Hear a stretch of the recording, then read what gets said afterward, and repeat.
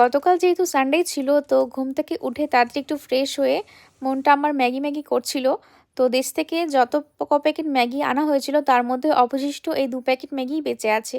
তো ওটা দিয়ে আর সাথে কিছু ভেজিটেবলস দিয়ে একটা ওই নুডলসের মতো বানাবো। তো এখানে ম্যাগিগুলো হালকা করে সিদ্ধ করে নিয়েছি, আর সাথে পেঁয়াজ, গাজর, ক্যাপসিকাম এগুলো দিয়ে সুন্দর করে ব্ল্যাক পেপার দিয়ে হালকা ভাজা ভাজা করে নেব। আর একটু জল দিয়ে দিলে ভালো একটু সিদ্ধ হয়ে যাবে আর কি। আর তার সাথে একটু সয়া সস, একটু টমেটো সস মিশিয়ে ভালো করে একটু নাড়িয়ে নেব। আর একটু জল অ্যাড করে দিয়ে এই সবজিগুলো ভালো করে বয়েল হতে দিতে হবে।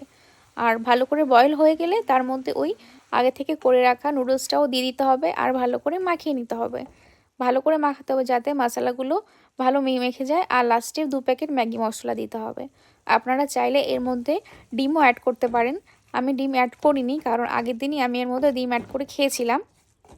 তো আজকে সেরকম ডিম অ্যাড করা হয়নি, পুরোটাই ভেজিটেবলসে যাচ্ছে। তো গরম গরম এটা খেতে বেশ ভালোই লাগে, আমার তো বেশ ভালোই লাগে এটা খেতে। তো রেডি হয়ে গেছে সানডের ব্রেকফাস্ট। আর সাথে এক বাটির মতো শশা কুচিয়ে নিয়েছি স্যালাডের জন্য। আর বাইরে মোটামুটি ভালোই ঠান্ডা, আর ঘরের মধ্যে গরম গরম এটা খেতে বেশ ভালোই লাগছিল।